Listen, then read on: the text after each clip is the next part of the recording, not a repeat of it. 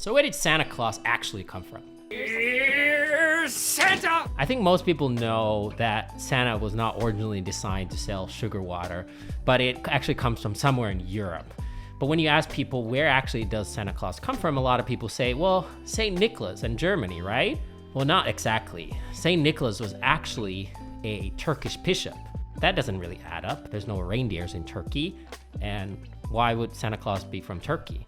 Santa Claus was brought to the United States by the Dutch. The Dutch call Santa Claus Sinterklaas. It was brought to New York or New Amsterdam. The Dutch got Santa Claus from the Germans, and the Germans got it from the Italians. The Italians stole the grave of St. Nicholas from Turkey. But again, there's no reindeers in Turkey, so how did it end up in Turkey?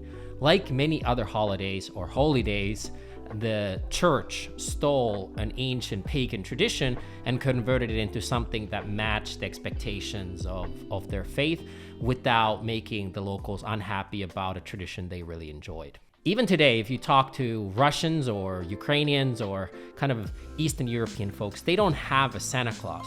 They have Dead Moros. Dead Moros, or Father Frost, is exactly like Santa Claus but dressed up in blue. It's an older tradition than Santa Claus. And where did Dead Moros come from? It came from the last officially indigenous culture left in Europe called the Sami. Sami are semi-nomadic reindeer herders living in Norway, Sweden, Finland, and parts of Russia. And by the way, this is the only area where reindeers natively live. And the tradition of Santa Claus goes way back, and it's part of Sami shamans that would go from door to door, creating celebrations during the second most important or the most important holiday of the year, winter solstice. See, when the Gregorian and Julian calendar shifted, Christmas used to actually be during winter solstice, when the day is the shortest. And that meant a lot to people in Sami or people in the northern hemisphere, because you would have maybe a couple hours of sunlight versus summer solstice or midsummer is when you had no night at all. So these two moments were sacred times of rituals and celebration. And the story of the Sami Santa goes way, way deeper than this. So obviously they got the reindeer, they're using reindeers to pull them during winter, but it also involves the first ever Christmas present, which is the world's most famous mushroom that nobody knows. It's called Amanita muscaria, and it's the mushroom on your phone too as the emoji.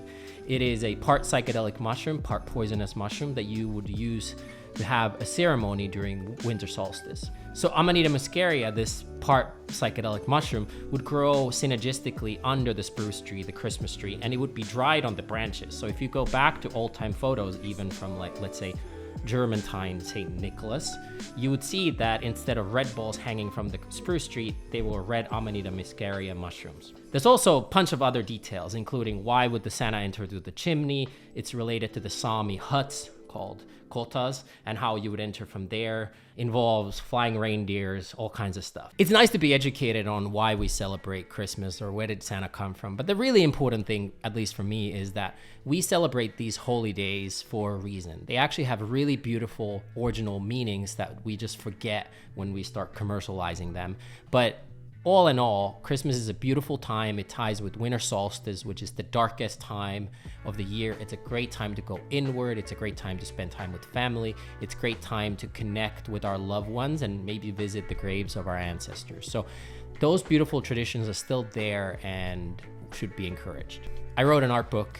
People always kept asking me about this story, so I thought I would write it. And in the spirit of Santa Claus, I wrote a children's book that tells the story of a grandma explaining the true history of the world's most famous person, Santa Claus, to the granddaughter. It's great for the parents, it's great for kids, and it has beautiful artwork, and it's very easy read. You can get it on Amazon, among many other places, and it's a fun gift for someone you love.